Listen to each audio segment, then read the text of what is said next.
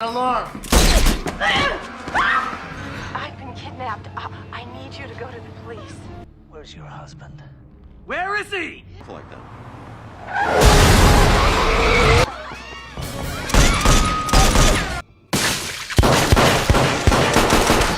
Oh shit! Please, please! One quiet morning, Jessica Martin walked her young son Ricky to the bus stop. She kissed him goodbye, watched him board the school bus, and turned back toward home, completely unaware that her life was about to be turned upside down. Just minutes later, 3 armed men smashed her front door open.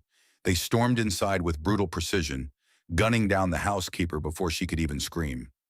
Jessica froze in shock, but the bandits dragged her out of the house and shoved her into a waiting car. They sped away, leaving nothing but silence behind. The kidnappers drove her to an abandoned, isolated house, the kind that looked like it hadn't been lived in for years. Jessica was shoved into a dusty attic and locked inside. Moments later, the gang's leader, Ethan, returned holding a hammer. For a moment, Jessica thought her life was about to end, but instead he smashed the only phone in the room into pieces and left her trapped and hopeless. Terrified, Jessica tried to pry open the attic door, but it wouldn't budge. Then she noticed something. The phone wasn't completely dead. Sparks and faint noises still crackled from it. Summoning all her courage, she began fiddling with the wires. Against all odds, she managed to make a connection. On the other end of the line was Ryan, a young man wandering a pier with his friend Chad. Ryan was distracted, having just bumped into his ex-girlfriend Chloe.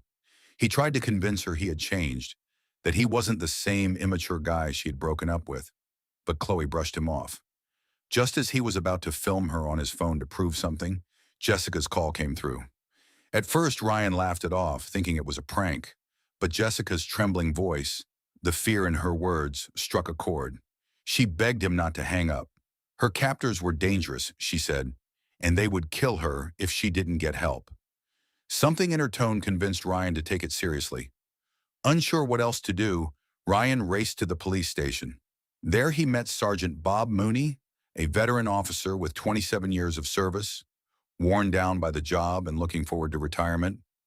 Mooney wasn't in the mood for tall tales. He'd seen too much over the years to be fooled easily. Ryan was sent upstairs to deliver the phone to Detective Tanner. Back in the attic, Jessica's situation worsened. Ethan entered, wrapping a belt around her neck and strangling her. Ryan, still on the call, heard the entire struggle. The horrifying sounds convinced him that this was no prank.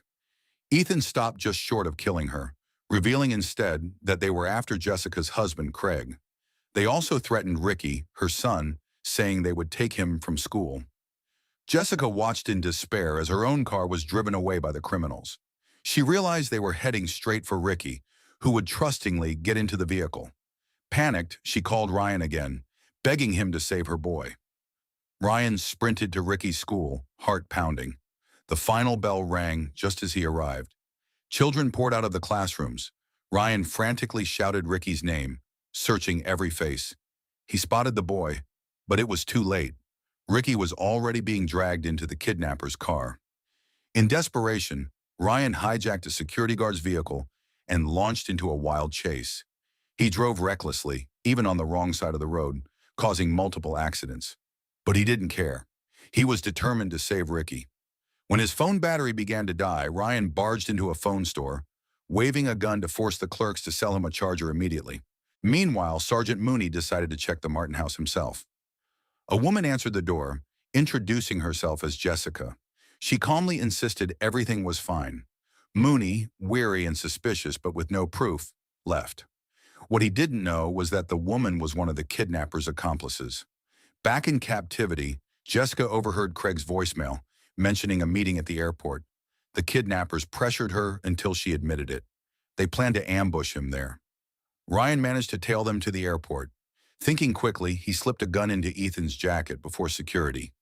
Ethan was detained briefly, but the plan didn't last long. Craig was already caught by corrupt officers and forced to retrieve something from a bank vault. Inside was a recording, proof of dirty cops, including Tanner, murdering drug dealers in cold blood. Ryan managed to snatch the evidence during a scuffle, but now both the gang and the police were after him. His reckless chase through the city left a trail of destruction. Meanwhile, Mooney returned to the Martin house again, this time breaking in. He found a broken window and signs of a struggle. When one of the accomplices ambushed him, Mooney shot her down, discovering she too was a police officer. Jessica was fighting for her life as well. She killed a guard with a shard of broken glass, freed Ricky from a shed, and tried to escape in a car. But Ethan intercepted her, holding Craig at gunpoint. Jessica froze, unable to risk her husband's life. At this point, Ryan proposed a trade. He would hand over the incriminating tape in exchange for the Martin family's safety. A meeting was set at the pier, a crowded place that would prevent open gunfire. But Tanner, still pretending to be a loyal cop, betrayed Ryan. During the standoff, Ethan beat Ryan savagely, destroying the original tape. Just as hope seemed lost, Sergeant Mooney appeared. He had pieced together the truth and wasn't about to let the Martins die. A shootout erupted. Ryan, despite being badly injured, used his phone one last time to trick Tanner, making his device ring and exposing his position. Mooney seized the moment, firing the shot that killed Ethan. Jessica freed her family while Mooney arrested Tanner. Ryan revealed that he had secretly copied the incriminating evidence onto his own phone, ensuring the corrupt cops couldn't escape justice. Finally, Jessica and her family were safe. She embraced Ryan with tears of gratitude.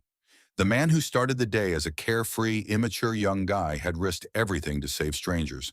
But Ryan, bloodied and limping, simply smiled and said, "Do me a favor. Never call me again."